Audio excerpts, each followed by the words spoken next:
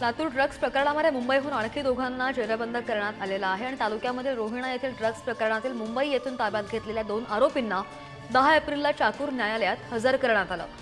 चाकूर न्यायालयाकडून 14 दिवसांची न्यायालयीन कोठडी त्यांना सुनावण्यात आली आहे।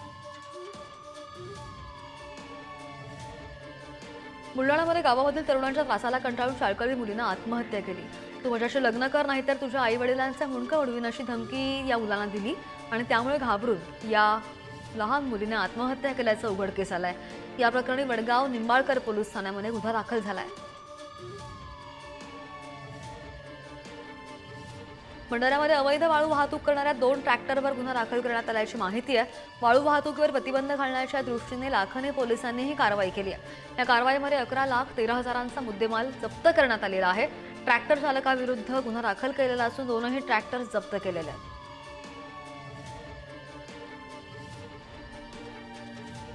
बेळगावमध्ये पूर्व वैमनस्यातून तरुणावर जीवघेणा हल्ला करण्यात आल्याची माहिती आहे। 8 ते 10 जणांच्या टोळक्यांनी बेदम मारहाण केली आहे आणि यामध्ये तरुण गंभीर जखमी झालेला असून त्याच्यावर जिल्हा रुग्णालयामध्ये उपचार सुद्धा सुरू आहेत। या प्रकरणी हल्लेखोरांवर गुन्हा दाखल करण्यात आला आहे।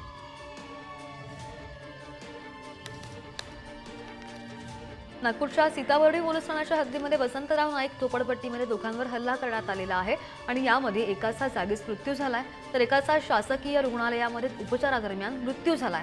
या प्रकरणी एका आरोपीला पोलिसांनी अटक केली आहे।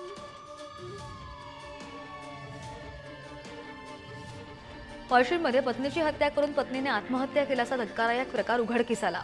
चारित्र्याच्या संशयावरून पतीने धारदार शस्त्राने पत्नीची हत्या केली आणि हत्या केल्यानंतर त्याने घराशेजारील शेडमध्ये गळफास घेत आत्महत्या केली। अकोला रेल्वे स्टेशन परिसरामध्ये एका 14 वर्षीय अल्पवयीन मुलीला मोटारसायकल चालकाने पळवून नेऊन तिच्यावर अत्याचार केल्याची घटना घडली होती आणि या प्रकरणी पीडित मुलीने रामदास पेठ पोलिसात तक्रार दिली होती। घटनेपासून हा मोटारसायकल स्वार फरार होता। सध्या मोटारसायकल स्वार पोलिसांच्या ताब्यात असून पोलीस त्याची कसून चौकशी करतायत।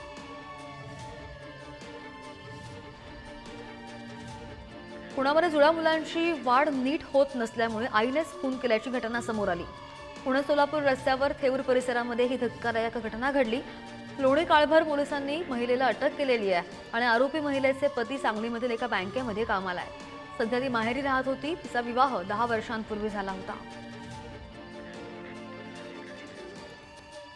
धुळ्याच्या साक्री तालुक्यामधील मलांजनमधून ट्रॅक्टर आणि शेतीच्या अवजारांच्या चोरी प्रकरणी दोघांना अटक झाली आणि तसंच चोरीला गेलेले ट्रॅक्टर्स आणि शेतीचे अवजार असा एकूण 8,11,000 रुपयांचा मुद्देमाल जप्त झालेला आहे।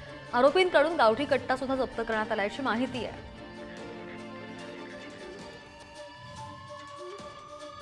उत्तर प्रदेशच्या मैनपुरीमध्ये टवाळखोरांनी महिलेसह तिच्या कुटुंबियांना बेदम मारहाण केली। या मारहाणीचा व्हिडिओ सध्या सोशल मीडियावर बराच व्हायरल होतोय आणि या प्रकरणी तक्रार दाखल करण्यात आलेली असून पोलिसांनी आरोपींचा शोध सुद्धा घ्यायला सुरुवात केली आहे।